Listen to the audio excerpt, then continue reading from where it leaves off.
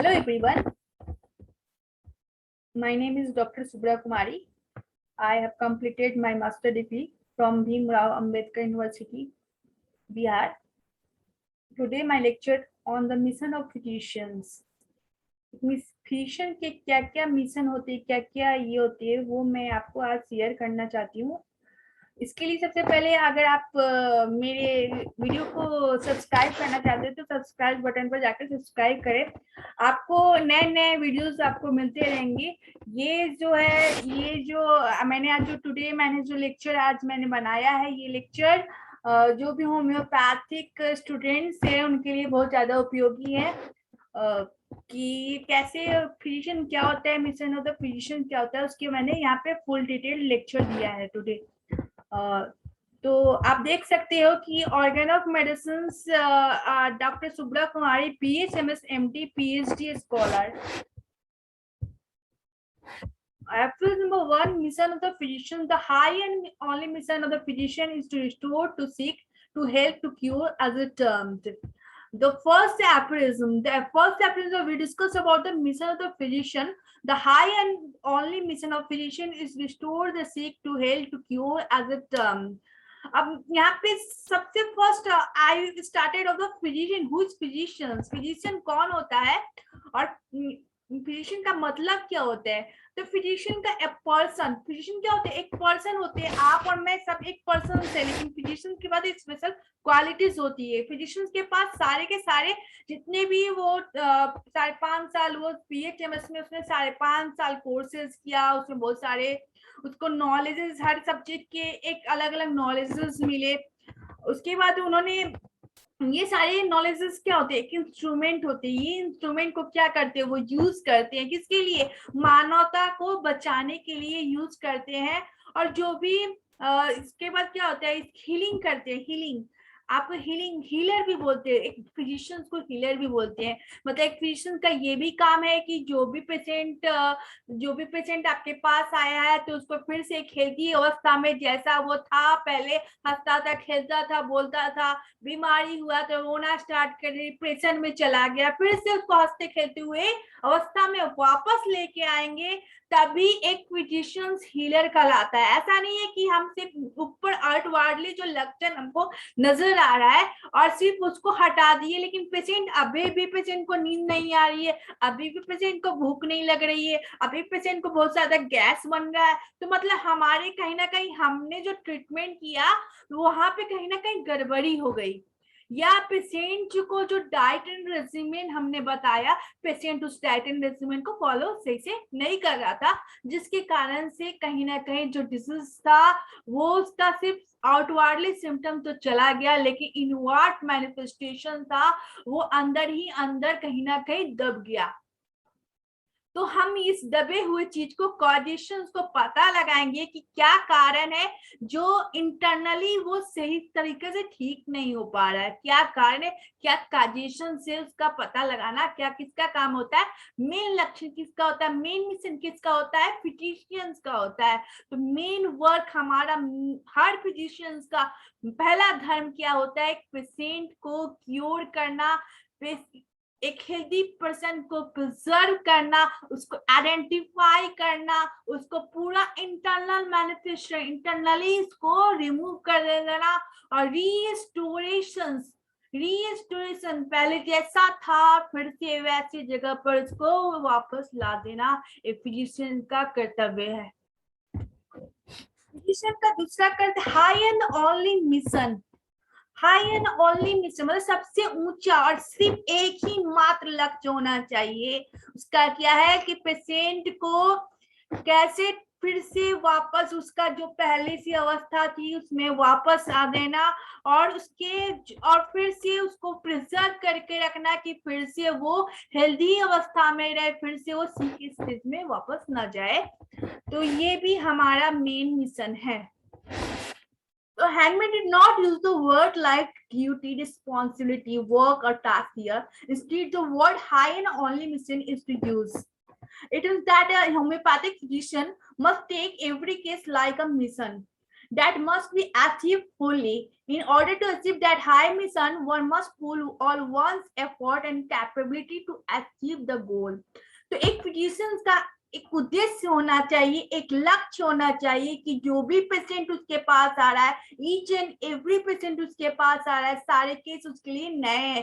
कभी भी प्रेजुडाइज बन के, कभी भी प्रेडिक्शंस करके, कभी भी इमेजिनेशंस करके, या पहले कोई भी एक्सपीरियंस किए हैं उसके आधार पे कभी भी किसी भी दूसरे पेशेंट को जजमेंट नहीं करना चाहिए, जज नहीं करना चाहिए, उसके आधार पर कभी भी ट्रीटमेंट नहीं करना चाहिए. तो पहले आप देखते हैं कि हम दूसरे के आधार पर दूसरे लोगों के हम क्या करते, जाते हैं 10 तरह के सेमिनार्स में जाते हैं, वहां पे फिजिशियंस क्या होते हैं, अलग अलग के डॉक्टर्स क्या करते हैं, अपने अपने एक्सपीरियंस शेयर करते हैं. उस एक्सपीरियंस के बेसिस, उस मेडिसिन के बेसिस में हम क्या करते हैं, दूसरे पर्सन को ट्रीटमेंट करने जाते हैं. लेकिन क्या होता है, कुछ समय के लिए पेशेंट क्या करता है, थोड़ा सा उसको रिलीफ मिलता है और फिर से वो उसकी बेचैनी स्टार्ट हो जाती है. तो उसके लिए आपको गेट्स डुअल ऑब्जर्वेशंस और हेयरिंग स्लो क्यूर्स की जानकारी बहुत ज्यादा होनी चाहिए कि हमने किस तरह का ट्रीटमेंट किया था, क्या था जिसके कारण जब पेशेंट को कुछ समय के रिलीफ हुआ था और फिर से उसका एग्रावेशन स्टार्ट हुआ था.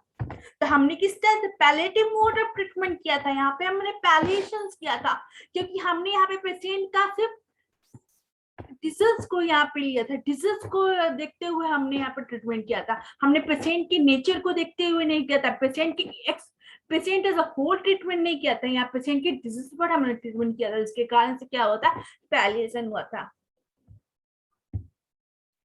The old school declares that the practice of medicine depend entirely upon the experience, upon what can be found or be given medicine to the sick.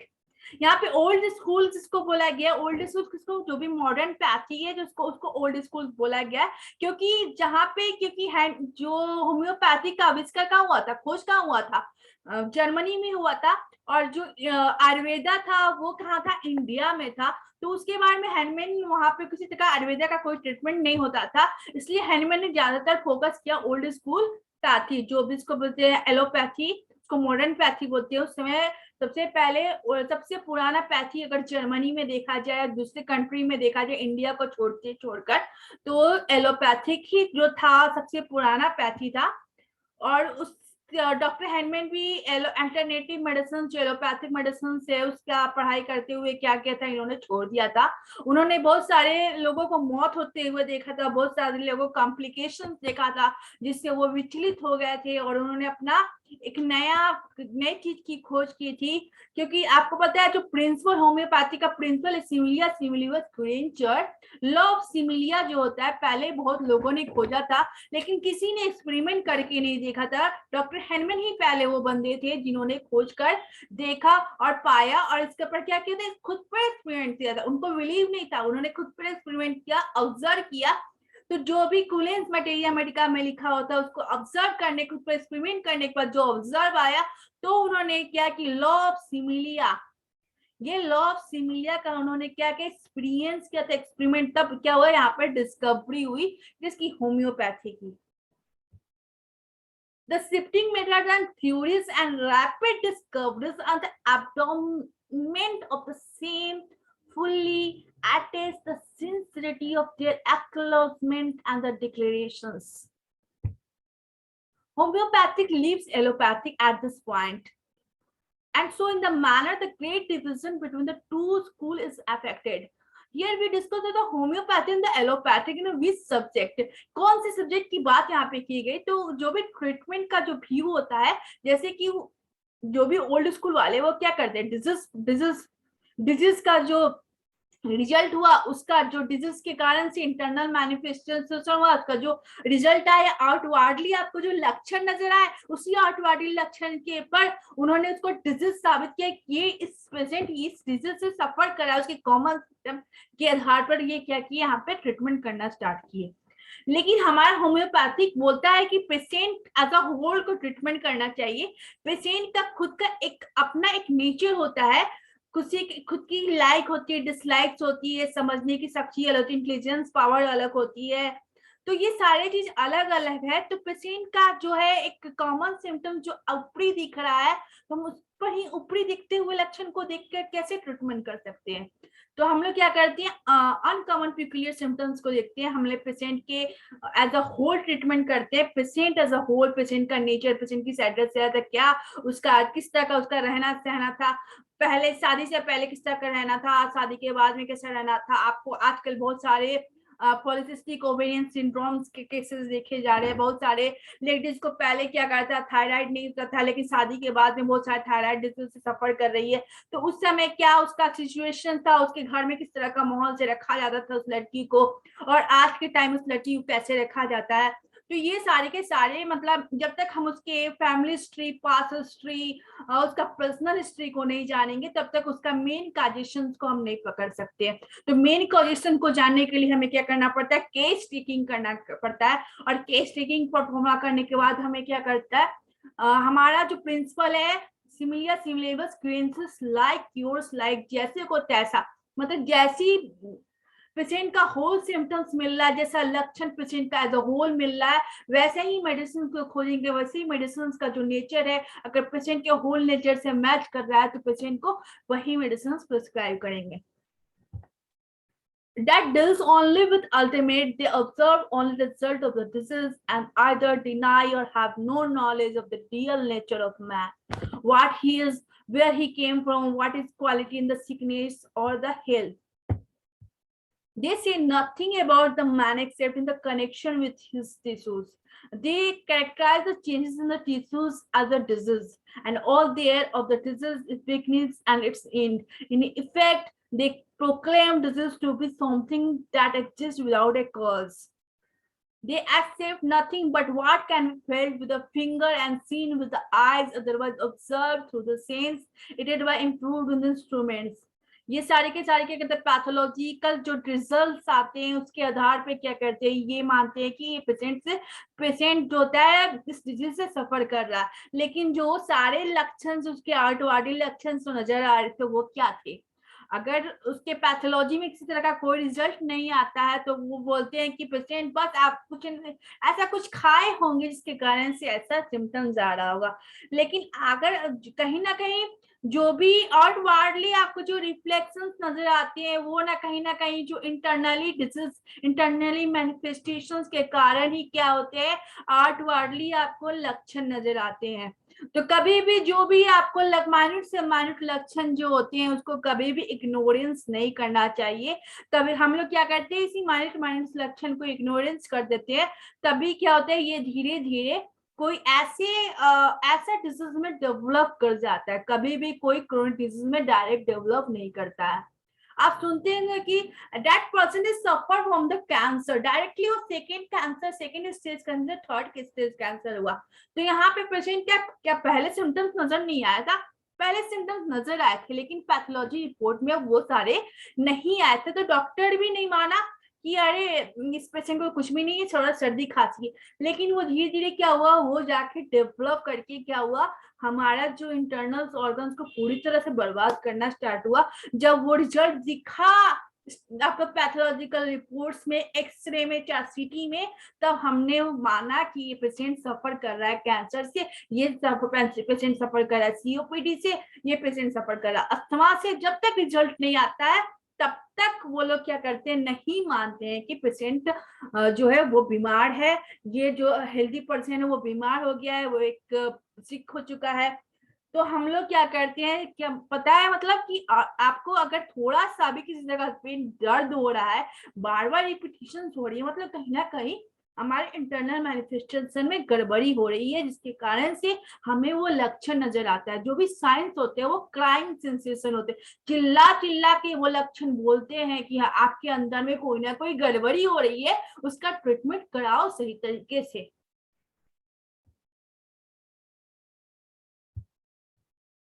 But homeopathy perceived that there is something prior to this result.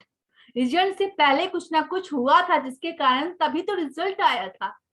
Every science teaches and every investigations of scientific character proves that everything which exists so because of something prior to it. कुछ ना कुछ पहले हुआ था तभी तो उसका result आया था। Only in this way can the trace cause and effect in a series from the beginning to it in and back again from the end to the beginning. जब तक कारण नहीं होता तब तक इफेक्ट नहीं आता, तो फिर इफेक्ट कहाँ से आया था? अगर रिजल्ट, जब तक आपको पैथोलॉजिकल रिजल्ट आते आते क्या होता है कि वो स्टेजेस पार कर चला जाता है। तो आप हमेशा याद करें, जहां पे भी कॉजेशंस है वहां पे क्या होता है, रिजल्ट, वहां पे इफेक्ट जरूर नजर आएगा। तो कहीं ना कहीं कारण था, कहीं ना कोई चीज था, कुछ ऐसा हमने किया था, इसके कारण से हमारा इंटरनल मैनिफेस्टेशन क्या होता, आउटवर्डली लक्षण दे रहा था, साइंस दे रहा था, लेकिन हम लोग क्या करते हैं, उसको इग्नोर कर रहे थे, तभी जाके वो क्या करता है, क्रोनिक डिजीज में डेवलप करता है। डायरेक्ट कोई भी पहले एक्यूट डिजीज होता है, एक्यूट डिजीज को हम लोग जब इग्नोर कर देते हैं तो वो क्रोनिक डिजीज में डेवलप कर जाता है। Hahnemann has given us a principle which can study and advance upon.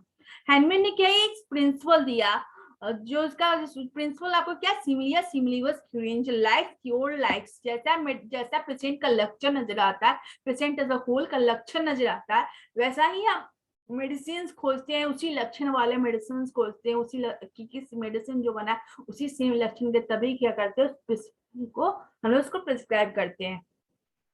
It is law that governs the world and not matters of opinion or hypotheses.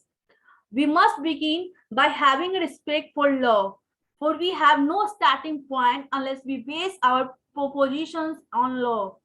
So long as we recognize means statement, we are in a state of change for mean and the hypothesis change. Let us acknowledge the authority. The true homeopathic, when he is part of the sick, knows who is that is sick, where the allopath that does not know. तो हम लोग यहाँ पे क्या, the सिक, आपको पता है कि जहां द लग गया, कोई चीज में जब द लग जाता है उसका इंपॉर्टेंस बढ़ जाता है। तो यहाँ पे सिक कौन है? एक हाथ में दर्द हो गया वो सिक है, एक पैर में दर्द हो गया वो सिक है, एक स्वेलिंग हो गया वो सिक है? नहीं, वो सिक नहीं है। हम पेशेंट एज अ होल सिक है।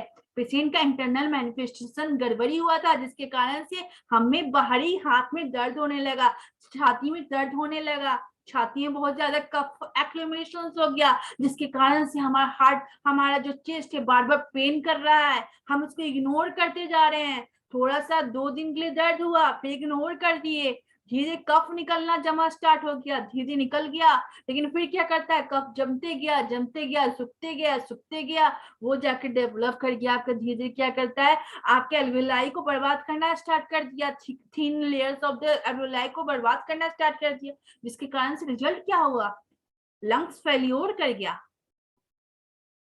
तो हमें थोड़ी जितनी भी बारीकियां आती है, मोस्ट केयरफुल, हमें केयरफुल रहना है। हर पेशेंट की एक बारीकियां नजर आती है, वो जब चलता है तभी बारीकियां नजर आती है, बैठता है तब भी बारीकियां नजर आती है, बोलता है तब भी बारीकियां नजर आती है, उसके एक्सप्रेशन से, उसके बोलने से, उसके ढंग से, चलने से, उसका किस तरह का हैबिट है, किस तरह का हाथ के एक्सप्रेशन से, सबसे आपको पता चल सकता है कि उसका कॉजेशन क्या था। इसलिए हमें क्या, हर बारीकिया को, हर चीज को नोट डाउन करना है, लिखना है। The true homeopathic, when he speaks of sick, know who is that is sick, whereas the allopath does not know. The latter thinks that the house which the man lives in, which it begins from torn down, express all there is a sickness. In other words, that the tissue changes, which are the only the result of the disease. जो tissue का change होता है, जो sales का ये होता है, वो सारे क्या है, रिजल्ट होता है डिजीज का। All are there of the sick man. जिस घर में हम रहते हैं, मतलब हमारा जो बॉडी है, उसमें कहीं ना कहीं अंदर, बॉडी के अंदर में गड़बड़ी आ रहा है, वो बाहरी क्या नजर आ रहा है आपको, लक्षण के रूप में आपको नजर आ रहा है। तो वो सारे के सारे, तो हमें क्या करना है, इंटरनली मैनिफेस्टेशन को ठीक करना है। इंटरनली मैनिफेस्टेशन को ठीक करने के लिए हमें patient as a whole treatment करना जरूरी होता है। The homeopath observes wonderful changes resulting from the potentized medicines, and being compelled to reflect, he says that the crude drugs cannot heal the sick. and that we change they do effect are not real but only apparent. जो भी crude form में रहते हैं, मतलब आपको पता है कि जो संसार में जितने तरह के पेड़ पौधे पाए जाते हैं सब में कहीं ना कहीं कुछ ना कुछ यूजेस होते हैं, कुछ ना कुछ मेडिसिन नेचर पाए जाते हैं। तो उस सारे नेचर को मतलब जानने के लिए हमें क्या करना पड़ता है, उसको जानने के लिए हमें एक्सपेरिमेंट करना पड़ता है, तभी उसके नेचर को हम जान सकते हैं। तो होम्योपैथी में क्या किया जाता है, पोटेंटाइजेशन किया जाता है, डिफरेंट स्केल्स ऑफ पोटेंटाइजेशन किया जाता है, और पेशेंट का उसमें क्या करता है, मेडिसिन के जो क्वालिटी है क्वांटिटी है उसको कम करते जाते हैं और क्वालिटी को इनहेंस करते जाते हैं, बढ़ाते जाते हैं, जिसके कारण से क्या होता है, वो मेडिसिन बहुत ज्यादा पावरफुल बन जाता है। और वो क्या करता है, जब हम किसी पेशेंट को खिलाते हैं तो पेशेंट के अंदर में क्या करता है, वो बीमारी से लड़ता है, वाइटल फोर्स को इनहेंस करता है, वाइटल फोर्स को, जो सोया हुआ है, रुदा हुआ है, रो रहा है, उसको क्या करता है, उसको मोरल सपोर्ट देता है, लड़ने के लिए उसको प्रेरित करता है। वो क्या करता है, जाके वाइटल फोर्स के साथ जाके कनेक्ट करके जो हमारे शरीर में कहीं ना कहीं जो एक बाहर से मॉर्बिफिकेंट जेंट आया है उसको क्या करता है, लात मार के बाहर निकाल देता है। Modern physics has no vital doctrine in the thesis. जो भी मॉडर्न फिजियोलॉजी है उसके पास no vital doctrine in its teaching and therefore no basis of work upon. The doctrine of vital force is not admitted by the teacher of physiology and therefore the homeopaths see that true physiology is not a thought for without the vital force, without simple substances, without internal as well as the external. There can be no cause, no relation between the cause and effects. It is man. Now what is meant by the sick? Sick का मतलब क्या होता है? It is man that is sick and to restore the health, not his body, not the tissues. You will find many people who will say, I am sick. हर कोई आके, हर patient आपको बोलता है मैं बीमार हूँ। ये नहीं बोलता है कि मेरा हाथ बीमार है, मेरा पैर बीमार है, मेरा लीवर बीमार है, मेरा किडनी बीमार है। ये आके कोई भी नहीं बोलता है। They will enumerate pieces of symptoms, pieces of sufferings. They look sick. But they tell you, I have been the most eminent physicians. I had my chest examined. I have been neurologist. I have been the cardiac specialist and have had many heart examined. The eye specialist has examined my eyes. I have been gynecologist and my uterus examined, says the woman. I have been physically examined from head to foot and they tell me I'm not sick, I have no disease. तो जो भी allopathic होते हैं, अलग अलग मतलब branches होते हैं, अलग अलग ब्रांचेस के एक्सपर्ट होते हैं। वो लोग ने क्या किया, सारा चीज चेकअप किया, लेकिन फिर भी पाया कि ये जो पर्सन है वो बीमार नहीं है। लेकिन फिर क्या, वो आउटवर्डली जो लक्षण आ रहे थे वो क्या था। Many a time I heard that this story after getting 3 or 4 pieces of symptoms. What does it mean? It is true. If that stress progresses, there will be evidence of disease. That is evidence which the pathologist may discover by the physical examinations. But present the patient is not sick, say the learned doctor. But what do all the symptoms mean? I do not sleep at night. I have pains and the itches. My bowels do not move. Oh, well, you have constipation. अब patient क्या किया, जब pathological result क्या आया, वो 0 आया, वो patient का रिजल्ट नॉर्मल आया। लेकिन एक फिजिशियन क्या किया, 4 से 5 पन्ने में उन्होंने बहुत सारे सिम्टम्स को नोट किया, लेकिन जब उन्होंने टेस्ट कराया तो कोई भी सिम्टम्स नजर नहीं आया। तो क्या बोल दिया, अरे आपको तो कॉन्स्टिपेशन है जिसके कारण से ये सारे हो रहे हैं। These symptoms are but the language of the nature. जो भी symptoms क्या होते हैं, लैंग्वेज होते हैं नेचर के, talking out as it were and the showing as clearly as the daylight the internal nature of the sick man or the woman. If the state progress, the lungs break down. जब stage क्या होता है, progress करने लगता है, जब क्या होता है, लंग्स धीरे धीरे खराब होने लगते हैं, तो doctors, oh now you have a consumptions, अरे आपको तो टीवी हो गया है, or great change appear in the liver. It says, oh, now you have the fatty degeneration of the liver. Or albumin appears in the urine and he tells the patient. He tells the patient. जब बहुत ज्यादा progress start हो जाता है तब जाकर बोलता है, अरे आपको तो ये सारी बीमारियां हो गई हैं, आपको इसका ट्रीटमेंट करना बहुत ज्यादा जरूरी है, अगर नहीं कराइएगा तो ऐसे हो जाएगा। Now I am able to name your disease. अब वो क्या करता है, डिजीज का नाम बताने के लिए तैयार हो जाता है, क्योंकि पैथोलॉजी में वो सारे सिम्टम वो सारे डिजीज का सिम्टम्स, कॉमन सिम्टम्स जो वो दिखने लगे थे। तो उससे क्या हुआ, पेशेंट को वो बताने के लिए वो ये हो गया कि अब आपका बीमारी बहुत ज्यादा बढ़ गई है, आपको बहुत ज्यादा ट्रीटमेंट, बहुत ज्यादा सावधानियां जरूरी है, खाने पीने में रोक टोक करनी जरूरी है, डाइट रेजिमेंट जरूरी है। You have some one of the form of Bright disease. अलग अलग डिजीज के वो धीरे धीरे नाम देने लगते। पहले क्या था, बहुत सारे सिम्टम्स आया, बहुत सारे किताब, बहुत सारे पेजेस लिखे, बहुत सारे सिम्टम्स लिखे, लेकिन पैथोलॉजी में किसी रिजल्ट नहीं आया। तो उन्होंने क्या बता दिया कि आपको कॉन्स्टिपेशन है, आपको बस नॉर्मल, बस आपके खाने पीने में अल्टरेशन हुआ होगा, आपके लाइफ स्टाइल में अगर अल्टरेशन हुआ होगा, तभी ऐसा डिजीज आया था, तभी ऐसा सिम्टम्स आया था। अब क्या हुआ, जब बहुत दिन के बाद जब फिर से उसका और ज्यादा डिजीज प्रोग्रेस हो गया, तब पैथोलॉजी रिजल्ट आया, तब उन्होंने नाम देना स्टार्ट किया कि आपको फैटी डिजनरेशन से, आपको टीबी हुआ है, आपको ब्राइट डिजीज हुआ है, आपको कैंसर हुआ है। If we have material ideas of disease, we have material ideas of the means of cure. अगर हम material ideas को सोचे तो हमें सिर्फ material ideas को ही क्योर करेंगे, मटेरियल आइडियाज को ही क्योर करेंगे। If we believe an organ is sick and the alone constitutes the disease, we must feel that if we could remove the organ, we could cure the patient.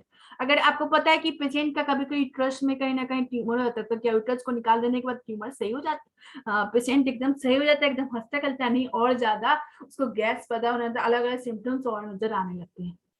तो हमें क्या करना है यहाँ पे, इंटरनली आपको पता है कि कहीं ना कहीं इंटरनली मैनिफेस्टेशन का कारण कहीं ना कहीं सिंपल सब्सटेंस जो वाइटल फोर्स था वो कहीं ना कहीं डिरेंज्ड हो गया, जिसके कारण से आपको आउटवर्डली लक्षण आए। तो हमें internal manifestation patient as a whole का हमें यहाँ पे ट्रीटमेंट करने, जैसा नेचर पेशेंट का नेचर नजर आएगा, वैसे ही लक्षण को देखकर मेडिसिन के लक्षण को मैच कराते हुए हमें क्या करेंगे, होम्योपैथिक फिजिशियंस क्या करेंगे, medicine प्रिस्क्राइबेंगे। Say the hand is cancerous. According to idea, it is cancer in itself from itself, seeing he would later die from the cancer.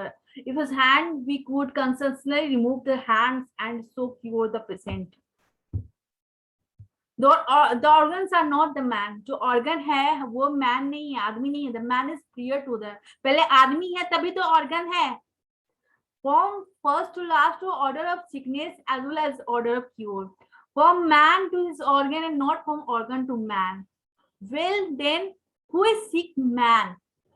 Who is this sick man? जो man है वो बीमार है, आदमी बीमार है, ना कि उसका organ बीमार है, ना उसका हाथ बीमार है, ना उसका पैर बीमार, ना उसका मुंह बीमार है, ना उसका टंग बीमार है, ना उसका दांत बीमार है, ना उसका आंख बीमार है। कहीं ना कहीं इंटरनली वो कौन बीमार है, आदमी बीमार है। तो हम लोग आदमी का ट्रीटमेंट करेंगे, ना कि ऑर्गन का, ना हाथ का, ना पैर का। Well then, who is this sick? Tissue could not become sick unless something prior to them and been drained and so make them sick. What is there of this man that can be called the internal man? We say the man feels, tastes, beers, thinks, and lives, but these are only outwardly manifestation of thinking and living. The man wills and understands. The cadaver does not will and does not understand. Then that which take a departure in that which knows and the wills. It is that which can be changed and prior to the body. The combination of these two, the will and understanding, constitutes man. Conjoined, they make life and activity the manufacture of the body and the cause all things of the body. With the will understanding operating in order, we have a healthy man. एक मुर्दे को कभी भी understanding नहीं होती, intellectual power नहीं होती, like नहीं होती, डिसलाइक्स नहीं होती। तो हमें क्या करना है, पेशेंट एज अ होल का ट्रीटमेंट करना है।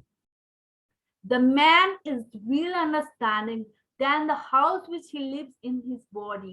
We must be scientific homeopaths, synchronize the muscles, the nerves, the ligaments, and the other parts of man's frame are a picture and the manifest to their intelligent physician, the internal man. Both the dead and the living body are considered not from the body to the life, but from the life to the body.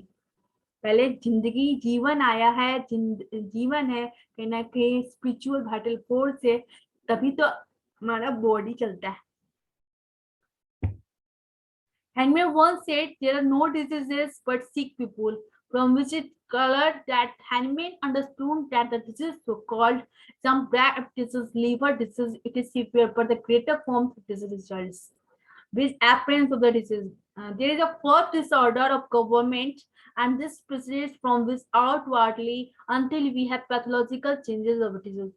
मतलब हाइनमैन का कहने का मतलब है कि हमारा vital force पहले derange होता है, तभी कोई भी जो भी मॉर्बिफिक एजेंट आता है वो हमारे शरीर के अंदर इंटर कर जाता है, बहुत ज्यादा ताकतवर होता है, हमारा वाइटल फोर्स से लड़ने में लड़ नहीं पाता है, जिसके कारण से वाइटल फोर्स डिरेंज हो जाता है, वो चुपचाप बैठ जाता है और क्या करता है, जो भी मॉर्बिफिक एजेंट बाड़ी आके हमारे शरीर को खराब करना स्टार्ट कर देता है. तो हमारे आंतरिक शरीर को खराब करता है, कहीं ना कहीं कार्डिएशन से, इस कार्डिएशन से आता है, क्या कारण था उसका पता लगाना बहुत ज्यादा जरूरी होता है. He who consider disease result to be the disease itself and expect to do away with these diseases is insane. It is insanity in medicine, an insanity that has grown out of the middle form of mental disorder in the science. Crazy wins. The bacteria are the result of the disease. तो भी bacteria, virus, parasite क्या होते हैं? Result. जब तक हमारा vital force drain नहीं होगा तब तक हमारे बॉडी में इंटर नहीं करेगा.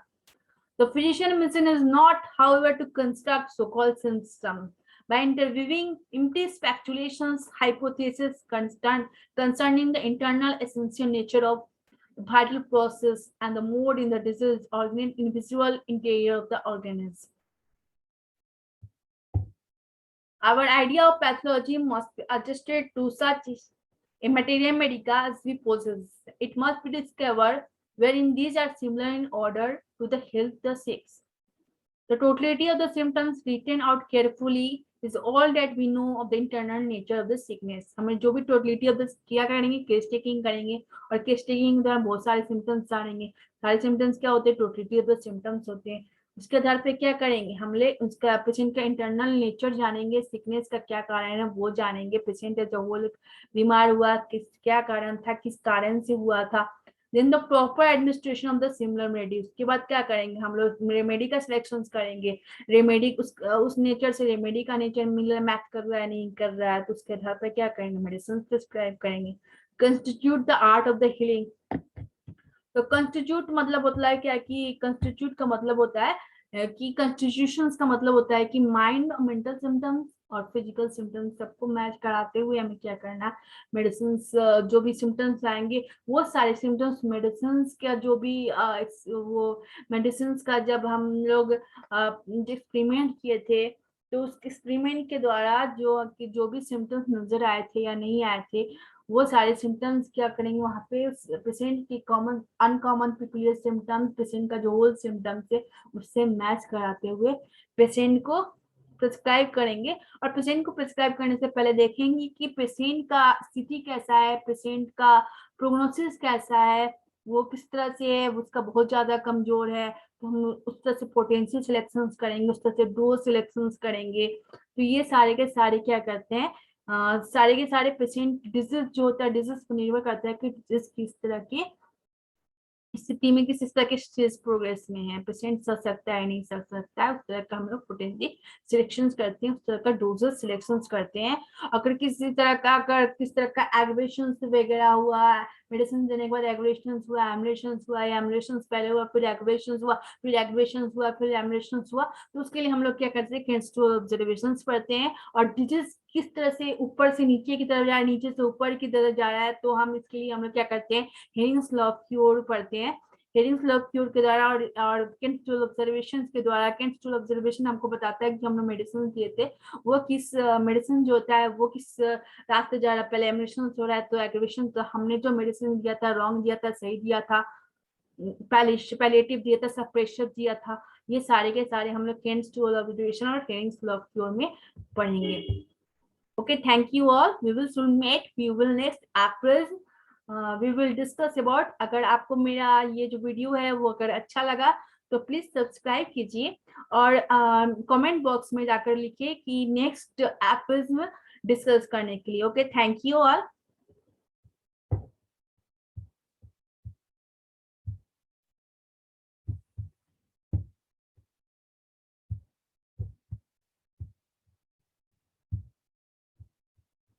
Thank you.